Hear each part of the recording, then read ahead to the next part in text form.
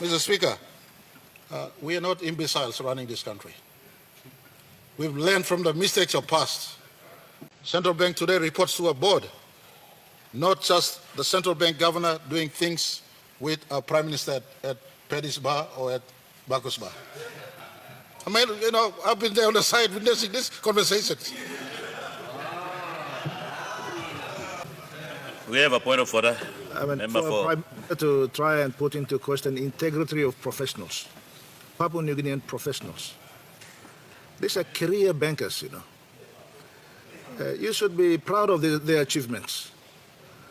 Not coming to this because you have a privilege mocking them. These are Papua New Guineans struggling out there and they need a serious answer from you. Why can't you man up and do it after 4 years? This is a matter that is of number one concern in this country, unemployment. Honourable Member. Forex. I'm just replying to him. He's the Prime Minister of our country. Honourable Member. He has to be serious about what he's doing. Welcome back to PNG Trends Burner. In March 2023, Prime Minister Marape was under fire from Peter O'Neill, his predecessor, over the struggling economy. The debate was heated, with job shortages, a stifled business environment due to foreign exchange restrictions, and overall economic downturn taking center stage. Marape's promises of a better future, filled with job opportunities and resource management reforms, were met with skepticism. Then, Black Wednesday struck on January 10, 2024. A riot in Port Moresby sparked by a police pay glitch. Was this just a hiccup, or a sign of deeper problems? Have things gotten better since 2019, despite record tax collections and budgets? The matters that the member for Yalbu raised are very important. They're in response to our economy, on job creation and everything else that relates to the health of our country's economy. And so it is prudent that we bring this matter up for debate. When we took government in 2019, the economic fundamentals were so weak. It was eroded. The former Prime Minister knows very well what was the economy he passed over to my government. I was his finance minister, Mr. Speaker. The reason why I resigned was because of his appetite for unhealthy debt, unsustainable debt. He is least qualified to talk about managing the economy, Mr. Speaker. And I just give you one pointer. I reminded him already and I remind him again on this floor of Parliament. What is the rationale of going to a Credit Suisse commercial borrowing 2-year repayment at 8.8% in 2018? Anticipate by 2027 and a 13-year roadmap fully established for the first time to bring our country out of the bondage of debt that we have carried for so long. And this debt precedes O'Neill's government, precedes Somalia government. These are part of our national debt profile that we've been carrying since 1975. Last year, IRC collected at around 13 billion kina. That's record. On average, before IRC was collecting below 10 billion kina. Customs, likewise, is collecting above 3 billion kina. We've seen increase in export from agriculture starting 2021. Through the DSIP, PSIP program, nationwide, we have created over 10,000 jobs. Come to bills at the Works Department. We have today over 274 road contractors running at the Works Department, including retiring over 2 billion kina worth of contract the O'Neill government gave, never funded. Over 2 billion kina on record.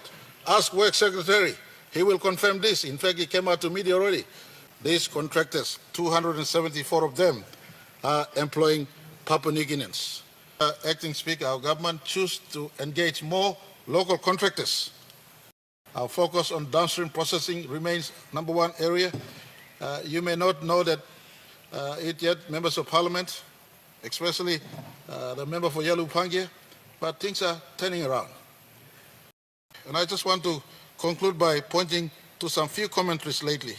Speaker, Forex access was still a problem in 2018, still a problem in 2017, still a problem in 2016. Today, the business community places Forex as the number one challenge, and we have worked to retire this challenge. Central Bank is now putting $100 million to the market every month to ensure the business community have access to Forex.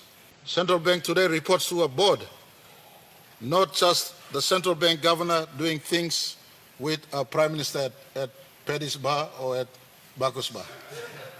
That was the past. I got to admit, that was the past.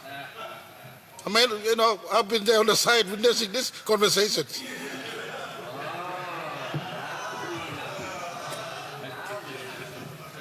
We have a point of order.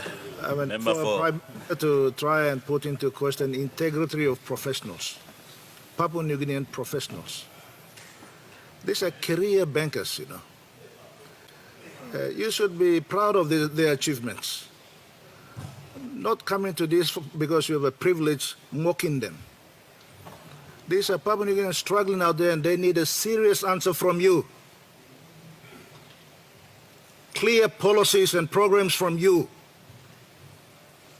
Why can't you man up and do it after 4 years?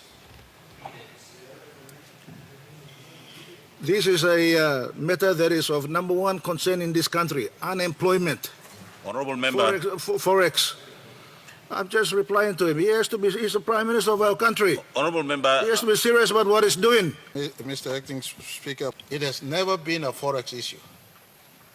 I stand here today, I stand to be corrected on the records of past Treasurer, past central bank records, and past government records.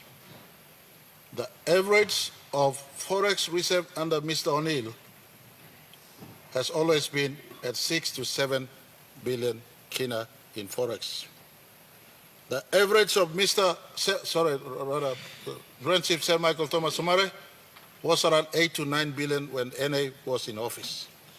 Today, in 3 hard years, we've now gone past the 14 billion kina threshold. We have 11 months of cover. It has never been a fiscal policy issue. It has always been monetary policy and the way central bank was operated. We've unbundled this. It has taken some effort, but we've unbundled this carefully so that the market has the Forex they require. Partners in the downstream processing space, this is a core signature policy that differentiates between me and Mr. O'Neill and others of past. Mr. Speaker, we are not imbeciles running this country. We've learned from the mistakes of past. We're working, and Papua LNG FEED was signed. Within next year, FID will be announced, 10,000 jobs will be created.